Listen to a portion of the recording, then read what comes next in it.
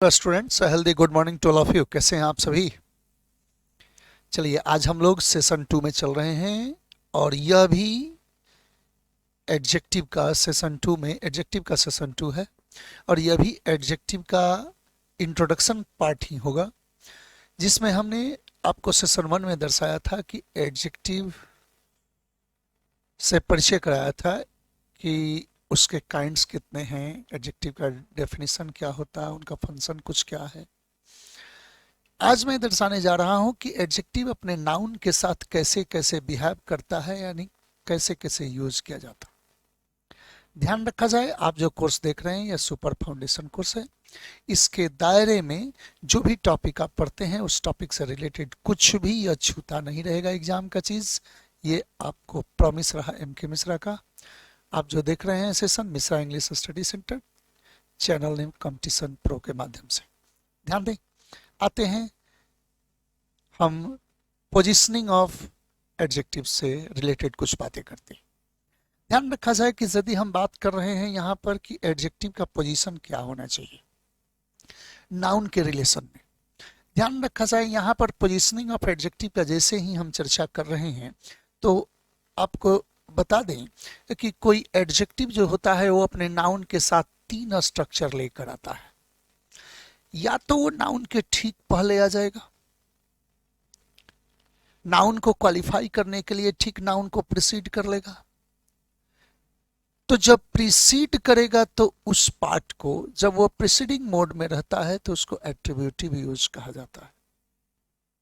यानी नाउन को डायरेक्ट जब क्वालिफाई करने लगेगा तो उसे एट्रीब्यूटिव मोड कहा जाता है एडजेक्टिव का। और जब कभी वो प्रीडिकेट का पार्ट होने लगे, यानी वर्ब के साथ टैगिंग होकर एडजेक्टिव आने लगे, तो उसको प्रेडिकेटिव यूज कहा जाता है। ध्यान दें, 3 स्ट्रक्चर में आप यूज करते हैं। एक तो डायरेक्ट नाउन को प्रीसीड करते हुए आ जाए, यानी नाउन को डायरेक्ट क्वालिफाई करे, तो वो कौन हुआ? तो एट्रीब्यूटिव यूज।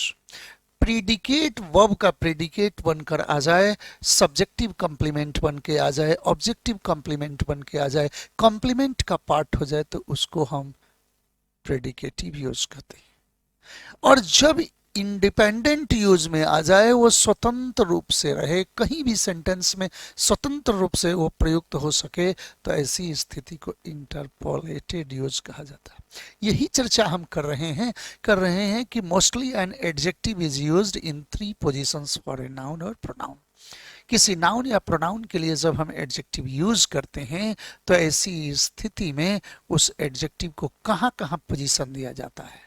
तो 3 पोजीशन है, एट्रीब्यूटिव, प्रेडिकेटिव और इंडिपेंडेंट यानी इंटरपोलेटेड।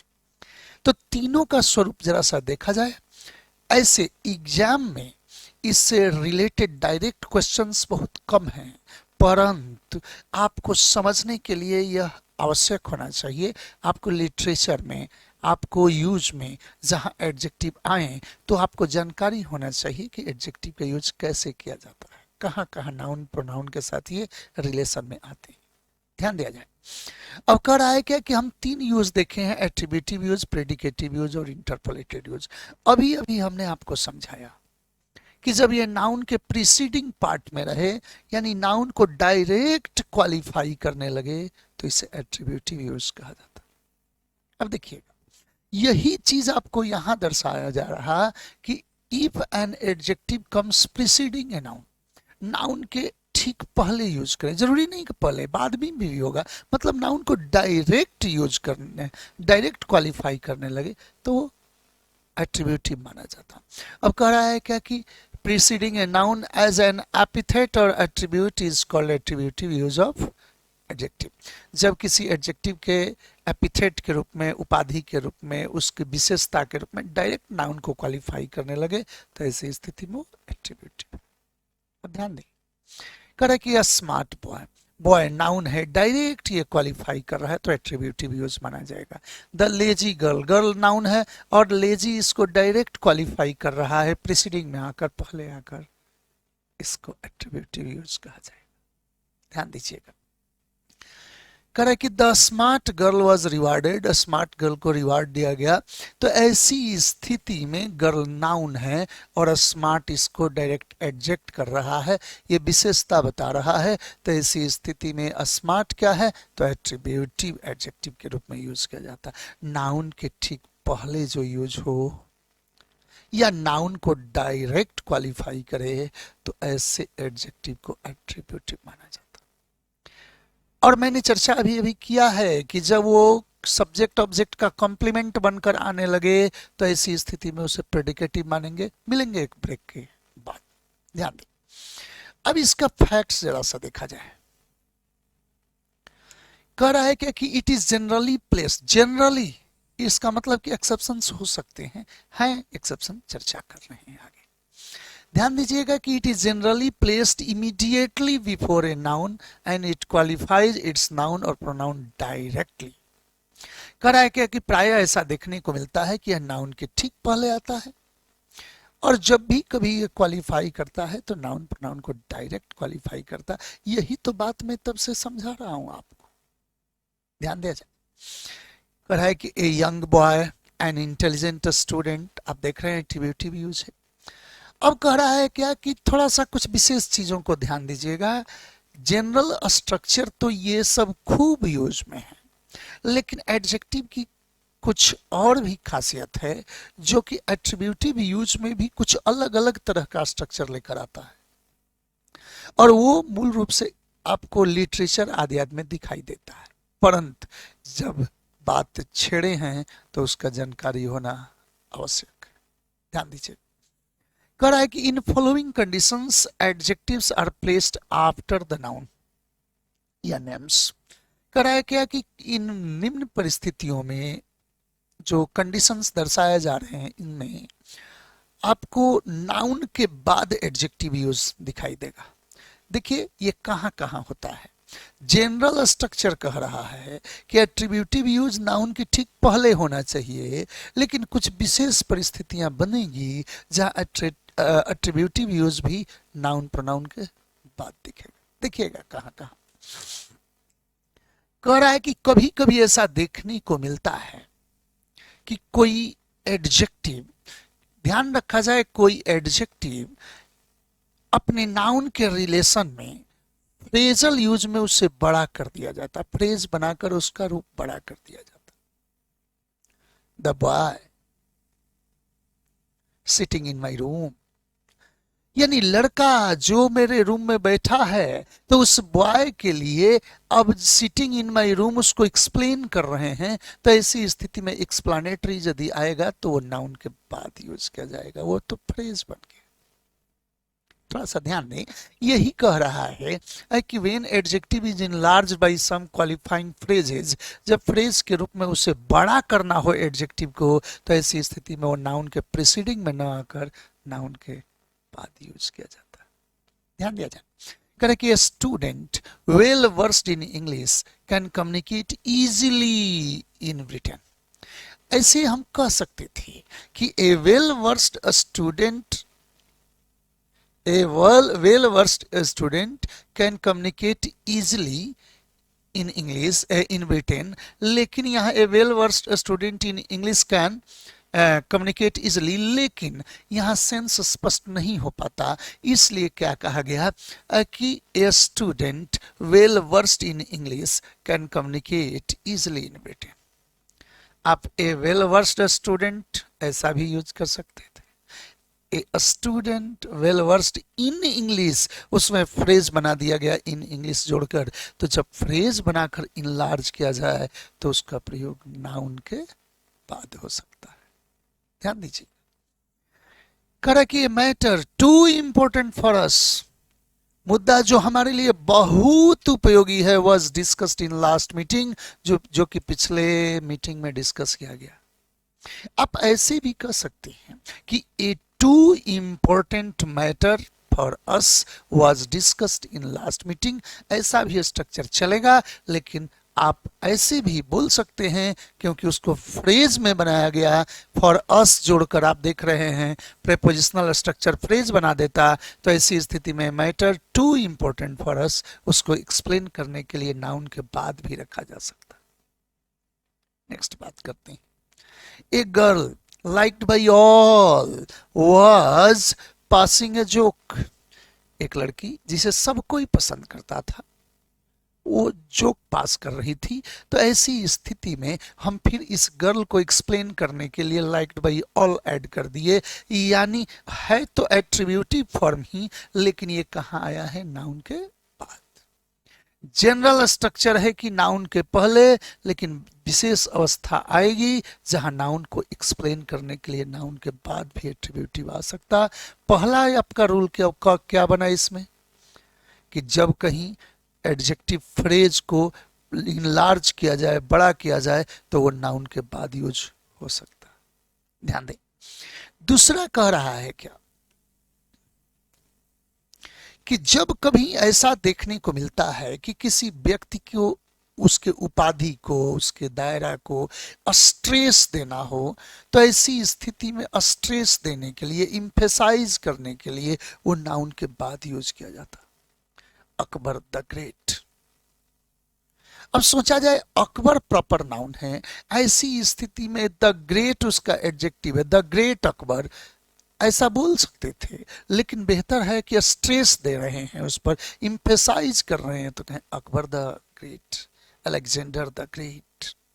तो ऐसी स्थिति में यहां क्या कह रहा कि an adjective used as qualifying title for the sake of emphasis और डिस्टिंक्शन, किसी को विशेष बनाने के लिए, किसी को उपाधि देने के लिए, किसी पर इम्फेसाइज देने के लिए, उसके महानता को हम एडजेक्टिव लास्ट में यानी नाउन के बाद यूज कर सकते। कह रहा है कि Alexander the great, Yudhishthira the just.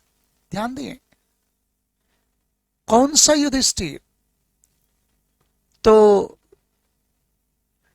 न्याय का अधिपति युधिष्ठिर। तो ऐसी स्थिति में द जस्ट, ऐसी स्थिति में ध्यान रखा जाए कि युधिष्ठिर को द जस्ट एडजेक्टिव हुआ, उसका उपाधि बना दिया गया। नटवर द चीट, कौन सा नटवर? जो धोखेबाज है। चार्ल्स द बोल्ड, यानी कहने का मतलब कि प्रॉपर नाउन के साथ मोस्टली ऐसा होता कि किसी को उपाधि बनाना हो, उस पर इंफेसाइज करना हो, उसके महत्ता को बढ़ाना हो, ऐसी स्थिति में भी एडजेक्टिव उस प्रॉपर नाउन के बाद यूज हो सकता है। नेक्स्ट बात करते हैं, ध्यान दें।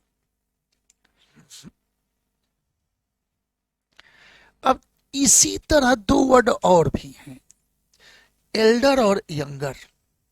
थोड़ा सा ध्यान दें। एल्डर और यंगर का भी प्रयोग नाउन के, प्रॉपर नाउन के बाद ही हो सकता है। ये अंबानी एल्डर, अंबानी यंगर, या आप कह सकते हैं कि अंबानी जूनियर, अंबानी सीनियर। तो ऐसी स्थिति में आप यंगर और एल्डर, जूनियर, सीनियर, इनका प्रयोग भी नाउन के लिए यूज कर सकते हैं। तो अब इस स्थिति में आया कैटो द एल्डर, कैटो द यंगर। ये फिलोसफर लोग हैं, तो ध्यान दिया जाए फिलोसफर हैं कैटर, और दो आदमी थे, तो दोनों के लिए द कैटर एल्डर और द यंगर का प्रयोग किया गया।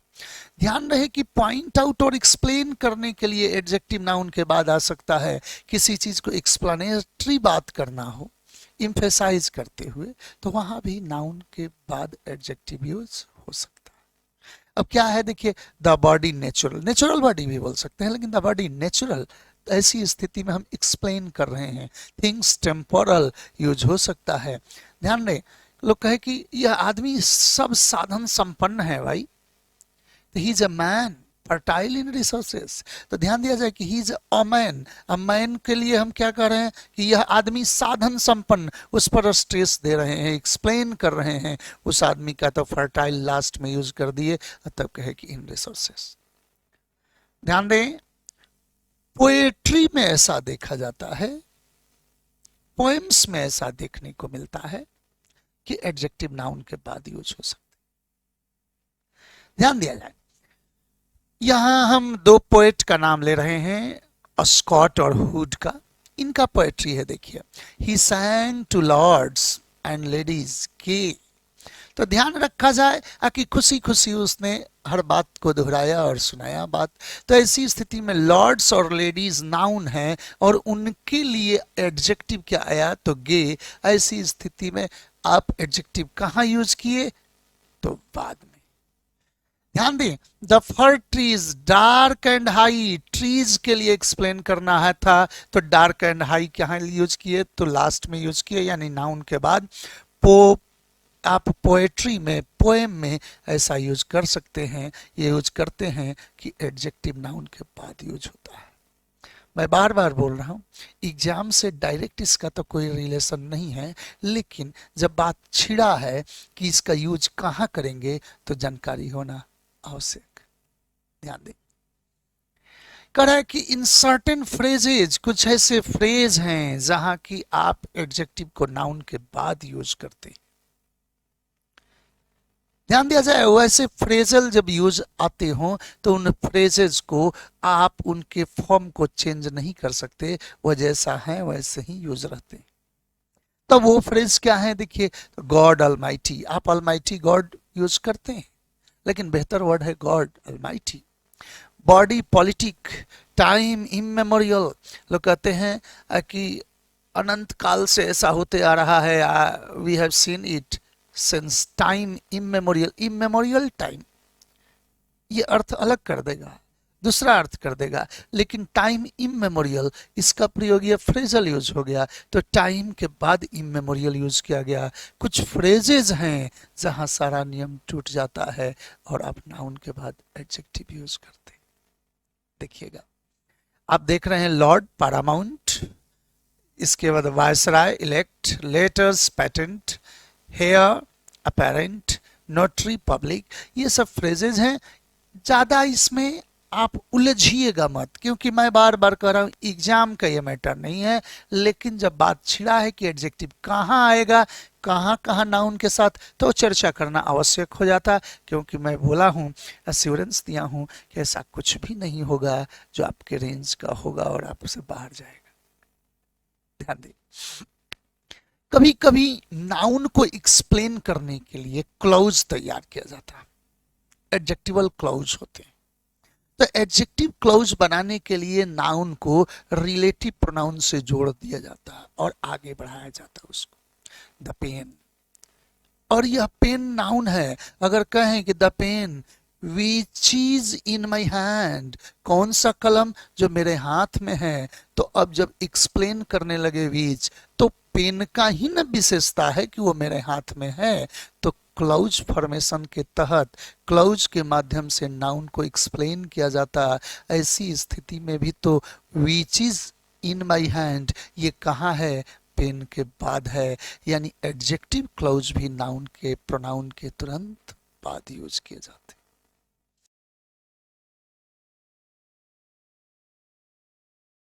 The boy who is stronger than I am, वह लड़का जो मुझसे ताकतवर है, यानी लड़के का विशेषता है कि वो मुझसे ताकतवर है, लेकिन कैसे हम दिखा रहे हैं, तो एक्सप्लेन करके क्लॉज बनाए, एक सब्जेक्ट वर्ब ऐड करके आगे बढ़ाए, तो ऐसी स्थिति में वो एडजेक्टिव क्लॉज बनता है। अब कह रहा है कि इज एन एथलीट, वो एक एथलीट है।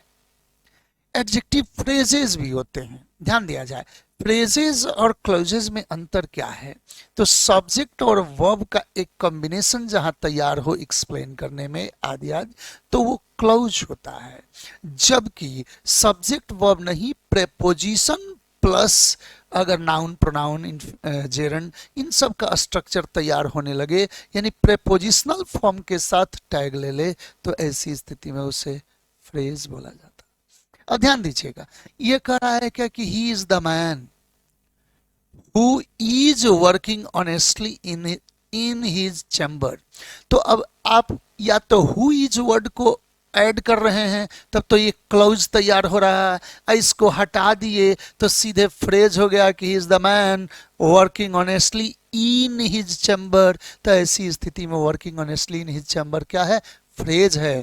तो जब क्लॉज फॉर्मेशन रहे तो भी वो नाउन के बाद आ सकता है, आता है, जब फ्रेज स्ट्रक्चर रहे वो भी नाउन के बाद आता। ऊपर भी तो कई फ्रेजेस आप देख चुके हैं, ध्यान दिया जाए।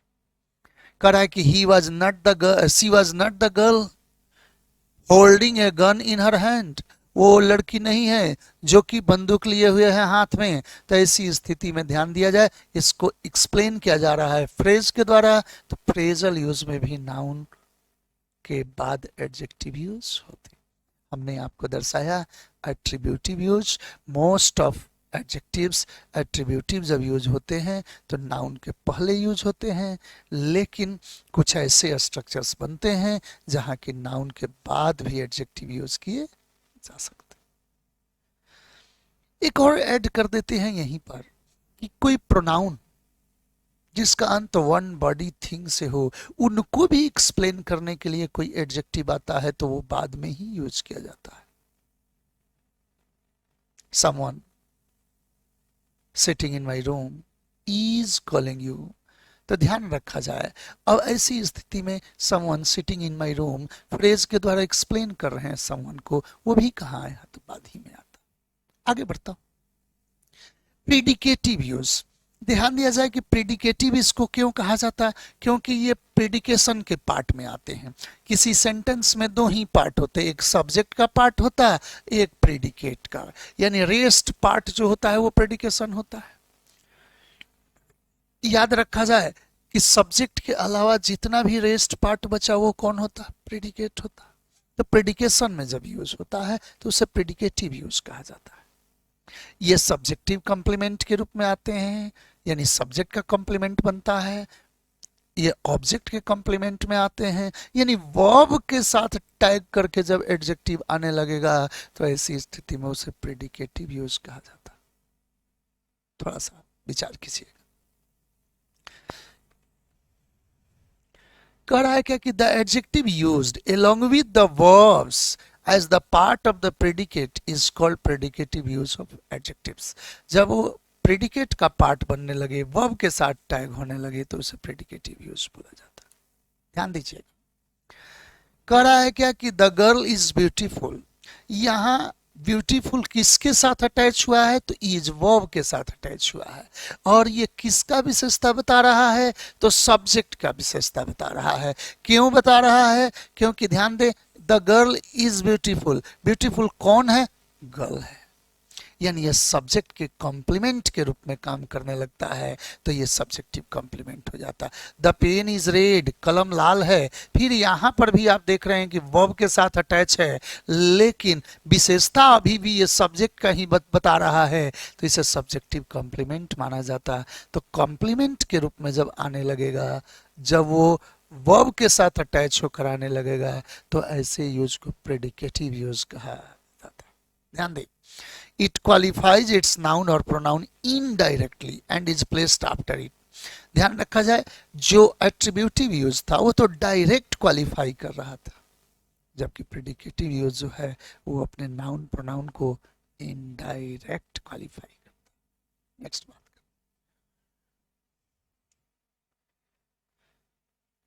देखिएगा।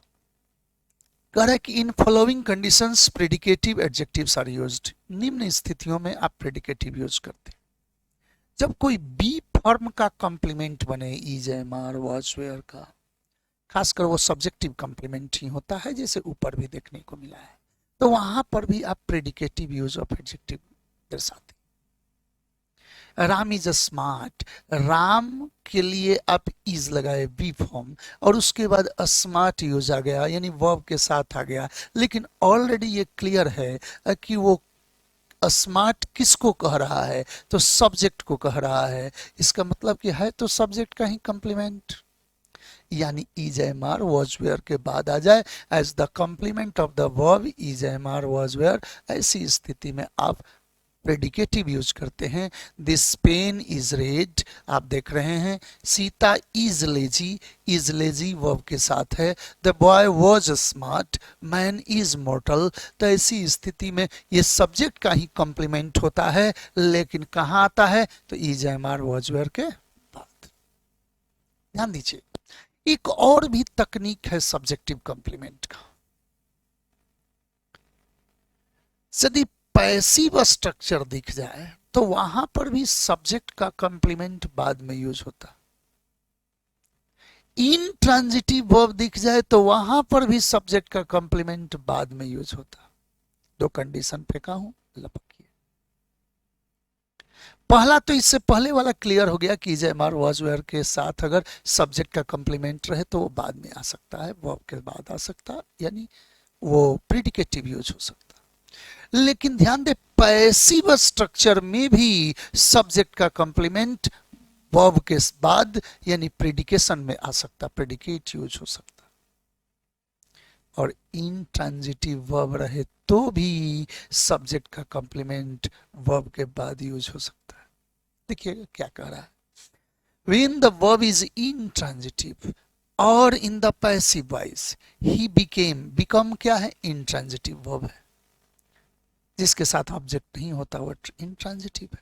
तो ध्यान रखा जाए कि ही बिकेम पुअर, वह गरीब हो गया, लेकिन बताया जाए ये पुअर किसके लिए, कौन गरीब हो गया, तो ही सब्जेक्ट का ही कंप्लीमेंट। ध्यान रखा जाए ही वॉज फाउंड, ये पैसिव हो गया, ही वॉज फाउंड लेजी, उसे आलसी बन पाया गया, यानी कहने का मतलब कि वो आलसी था, तो he was found passive structure हो गया। अब बोलिए कौन आलसी पाया गया, तो ही, तो सब्जेक्ट का ही कंप्लीमेंट पैसिव स्ट्रक्चर में कहाँ आया, वर्ब के बाद, यानी प्रेडिकेटिव यूज में। ही ले डेड ऑन द ग्राउंड, वो मरा पड़ा था ग्राउंड पर, तो अब बताया जाए कि ही ले, वो लेटा था, पड़ा था, कैसा, तो डेड, तो इनट्रांजिटिव है, एक्टिव है, तो ऐसी स्थिति में क्या हुआ, तो सब्जेक्ट का कंप्लीमेंट, कौन मरा पड़ा था, तो वह, तो ही के लिए आप कहाँ आए, तो वर्ब के बाद यूज किए। कहने का ये मतलब कि इनट्रांजिटिव वर्ब में सब्जेक्ट का कंप्लीमेंट वर्ब के बाद आ सकता है, पैसिव में भी सब्जेक्ट का कंप्लीमेंट वर्ब के बाद आ सकता है। Sita is considered intelligent, Sita को इंटेलिजेंट माना जाता।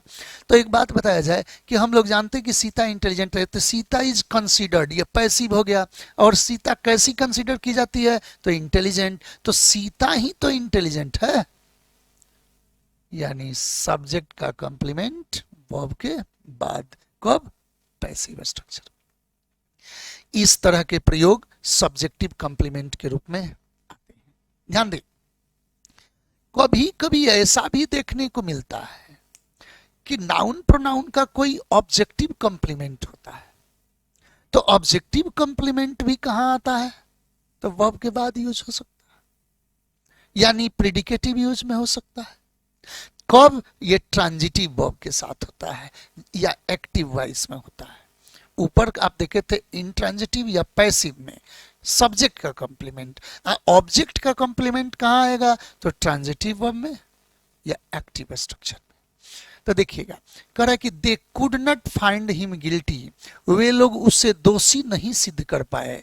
तो जरा सा सोचिए, दे could not find him guilty, उसको वो लोग दोषी नहीं ठहरा पाए, किसको, उसको, दोषी कौन, दे कि हिम, तो हिम यानी ऑब्जेक्ट का ही कॉम्प्लीमेंट आ गया कहां, तो वर्ब के बाद, प्रेडिकेटिव यूज में आ गया।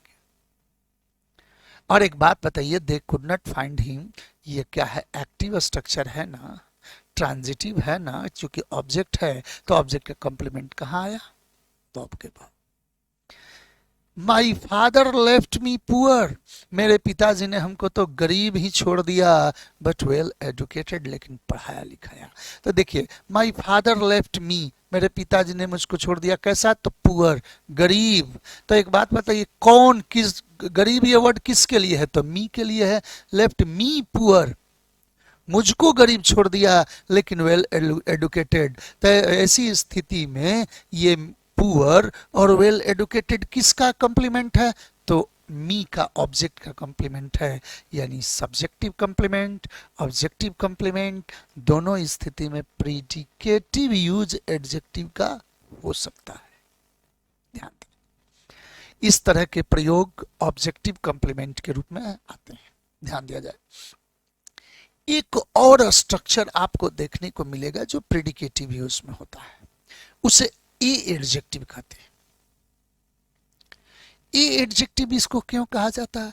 क्योंकि इनके स्टार्ट में, इनके शुरुआत में ए प्रेफिक्स लगा रहता। जैसे स्लीप सोना, अस्लीप ए ऐड कर दिए सोया हुआ, लोन या लोनली अकेला, अलोन अ जोड़ दिए ये भी एडजेक्टिव हो गया। तो ऐसी स्थिति में अलोन, अस्लीप, अफ्रेड, यानी इनका शुरुआत ही ए से होता है, ऐसे एडजेक्टिव को ए एडजेक्टिव कहा जाता है। तो ए एडजेक्टिव का प्रयोग ध्यान रखें जनरल सेंस में एट्रीब्यूटिव नहीं होता, ये प्रेडिकेटिव ही यूज होता है। ध्यान दिया जाए, आई एम अफ्रेड, मैं डरा हुआ हूं, तो आई एम अफ्रेड में एम के बाद है तो अफ्रेड कहां यूज हो गया? तो वहां पर वो प्रेडिकेटिव यूज हो गया। ध्यान दिया जाए, अगर कहा जाए कि ही इज अलोन, वो अकेले है, तो ए है, ए एडजेक्टिव है, लेकिन कहां यूज किया गया है? प्रेडिकेटिव यूज में ही हो गया है। तो ए एडजेक्टिव्स जितने होते हैं मोस्टली ऐसा देखने को मिलता कि वो प्रेडिकेटिव यूज में आते। ऐसा नहीं है कि वो नाउन के पहले आ नहीं सकते, आते भी हैं, लेकिन ऐसी स्थिति में जब ए एडजेक्टिव रहेंगे तो ये अपने पहले भी मूलतः एक एडवर्ब लेते हैं।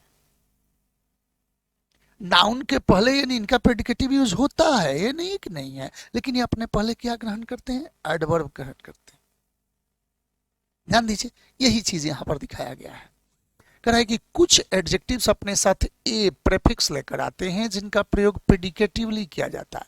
Asleep, alone, alive, aglow, afraid, afloat, ablaze, aghast, alert, alike, aloof, ashamed, awake, aware, averse, ये सब ए प्रेफिक्स लेकर हैं। जितने आप देख रहे हैं सब में ए लगा हुआ है और ये ए प्रेफिक्स के साथ हैं, इन्हें ए एडजेक्टिव बोला जाता है। और ए एडजेक्टिव कहाँ आते हैं? तो प्रेडिकेटिव यूज में आते हैं। तो प्रेडिकेटिव यूज कहाँ कहाँ होगा? तो linking verb, is, am, are, was, were, जो आदि देखे हैं उसके बाद। तो देखिए इनका प्रयोग प्रायः लिंकिंग वर्ब्स के बाद होता। ही वॉज अस्लीप, वो सोया हुआ था। When he entered the room, I was asleep, मैं सोया हुआ था। When he entered the room, जब वो रूम में प्रवेश किया।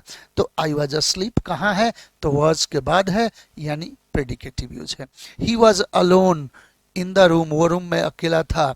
I found the child alive, मैं बच्चे को जीवित पाया। कहाँ यूज किए हैं? तो प्रेडिकेटिव यूज किए हैं। नेक्स्ट बात करते हैं।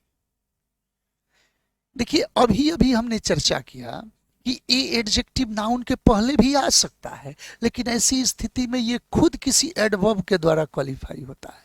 यही चीज कहा जा रहा है कि कुछ विशेष परिस्थितियों में जब ए एडजेक्टिव किसी नाउन के पहले आता है तो वह खुद किसी एडवर्ब के द्वारा मॉडिफाई होता है। देखिएगा इसी का एग्जाम्पल आप यहां देखेंगे।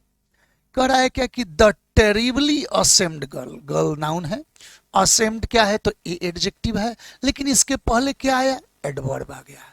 ए नियरली अवेक बॉय, कह रहा है कि लगभग जगा हुआ स्थिति में था लड़का, तो अवेक हो गया ए एडजेक्टिव, उसके पहले नियरली आ गया। इसका मतलब है कि जब ये प्रेडिकेटिव फॉर्म में नाउन के पहले आएगा तो ये अपने पहले एक एडवर्ब ग्रहण करेगा, ध्यान रखा जाए, और नहीं तो फिर ए एडजेक्टिव का प्रयोग नहीं होगा। ऐसे आपको एक और भी बात बता देते हैं कि नाउन के पहले जब ए एडजेक्टिव आता है तो ये अपने पहले वेरी मच भी ग्रहण कर सकता है, वेरी मच एडवर्ब के रूप में ग्रहण करता है।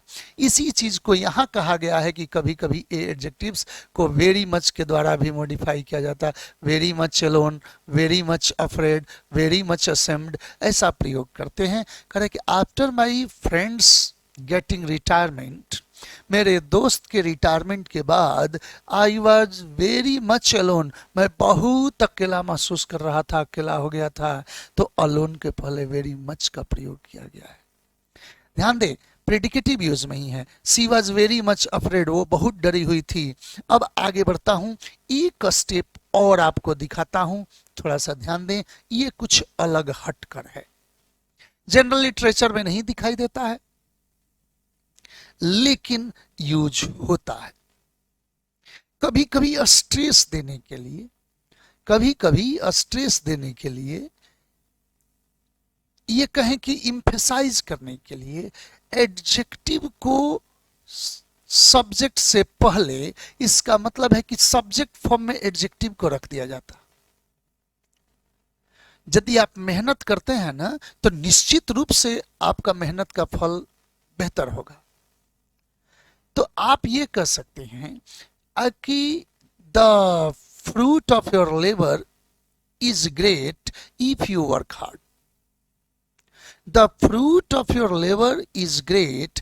अब ये तो जनरल स्ट्रक्चर हो गया, लेकिन ग्रेट को ही आप सब्जेक्ट बना लीजिए कि the great is the fruit of your labour if you work hard. तो ये क्या हुआ, तो स्ट्रेस देने के लिए यूज होता है, लिटरेचर में यूज होता है, ग्रामर में ऐसा चीज दिखाई जल्दी नहीं देता। परंतु जब यूज होता है और हम टॉपिक छेड़े हैं तो आपको बताना थोड़ा जरूरी था, इसलिए चर्चा कर दिए कि कहीं ऐसा सेंटेंस दिख जाए तो आप धोखा न खाएं।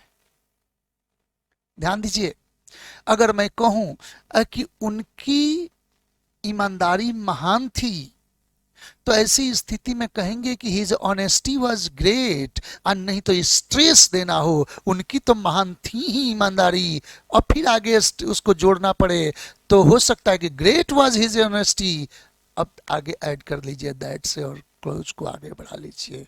तो ध्यान रखा जाए, इम्फेसाइज करने के लिए एडजेक्टिव खुद सब्जेक्ट की जगह पर आ सकता है। देखिएगा कैसे, For the sake of emphasis, so as to draw more attention to it, we may place the predicative adjective or participle first in sentence. Sweet are the uses of adversity. Shakespeare का statement है, sweet are the uses of adversity. ध्यान दें, आप कह सकते हैं general sense में कि the uses of adversity are sweet, लेकिन यहां स्ट्रेस देने के लिए क्या किया गया कि sweet are the uses of adversity. Great is Diana of the Ephesians, ये न्यू टेस्टामेंट राइटर हैं, उनका लिखा हुआ है कि great is the Diana of the Ephesians. ध्यान रखा जाए, आप कह सकते थे कि the Diana of the Ephesians is great, लेकिन स्ट्रेस देने के लिए ग्रेट इज का प्रयोग, लेकिन बार बार कहूंगा लिटरेचर में दिखाई देता है, ऐसे प्रयोग न करें।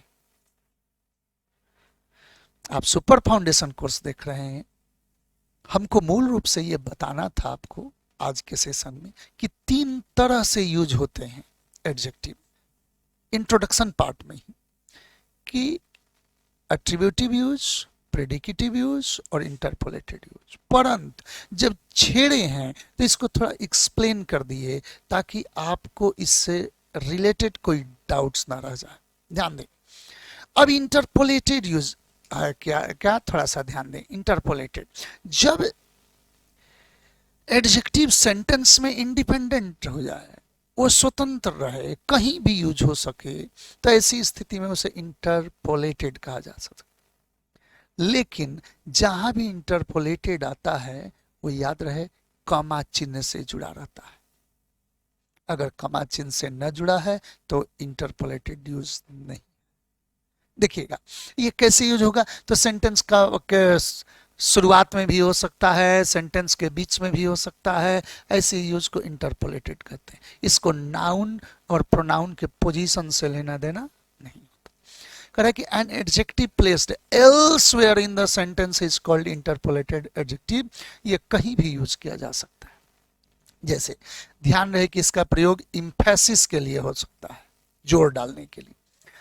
प्रायः यह किसी नाउन के तुरंत बाद आता है, परंतु यह किसी वाक्य के शुरुआत में नाउन तथा प्रोनाउन के पहले भी रखा जा सकता है। अब ध्यान दिया जाए, कह रहा है कि ध्यान रहे कि इंटरपोलेटेड एडजेक्टिव वाक्य में रेस्ट पार्ट ऑफ सेंटेंस से कॉमा चिन्ह से जुड़े रहते हैं, सेपरेटेड रहते हैं। तो ऐसी स्थिति में तो हम आपको बता ही चुके हैं कि ये कॉमा से ऐड रहते हैं। ध्यान दें, the child happy and excited ran fast to meet his father. बच्चा बहुत खुश और एक्साइटेड होकर अपने बाप से मिलने के लिए दौड़ा। तो ऐसी स्थिति में बच्चे को यहाँ एडजेक्टिव दिया जा रहा है, तो ऐसी स्थिति में the child happy and excited उस बच्चे के लिए इंटरपोलेटेड है। तो आप कहाँ यूज किए हैं? यूज किए हैं वाक्य के बीच में और कमा से जुड़ा है। आप ऐसे भी कह सकते हैं कि हैप्पी एंड एक्साइटेड, शुरू में भी यूज हो सकता है।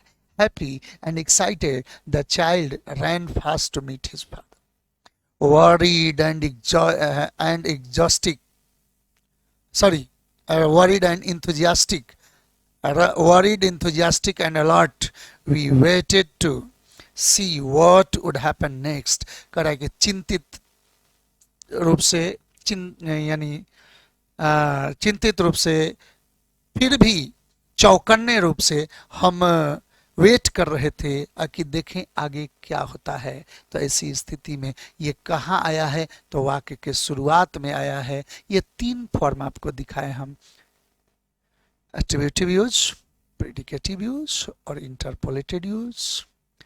जानकारी होना आवश्यक है, ग्रामर से इसका ज्यादा ताल्लुकात एग्जाम के लिए नहीं। फिर भी देखिए कुछ क्वेश्चन से जनरेट किया हुआ है, उसको दिखा रहे हैं। ऐसे है, आया हुआ ही क्वेश्चन। कह रहा है कि Ruhi lived alonely for many years, she does not mind being alone because she never feels lonely. देखिए कैसे कैसे यूज किया गया है। कह रहा है कि रूही लिव्ड अलोनली, अलोन वर्ड जब आ ही गया फिर एल वाई लगाने की क्या जरूरत है? अलोन तो खुद एडजेक्टिव है, तो एल वाई नहीं, या तो लोनली यूज करें और नहीं तो अलोन यूज करें। इसका मतलब है कि ये एक एडजेक्टिव के साथ एल वाई का प्रयोग नहीं होगा, अलोन होना चाहिए। She felt terrible ashamed for hitting his mother yesterday। कह रहा है कि बहुत उसे शर्मिंदगी महसूस हुई, अपने माँ को वो मारा था इसलिए। तो जरा सा सोचा जाए कि he felt ashamed वर्ड आ गया, तो ashamed तो ठीक है कि प्रेडिकेटिव यूज है, लेकिन प्रेडिकेटिव यूज के पहले टेरिबल एडजेक्टिव कैसे होगा?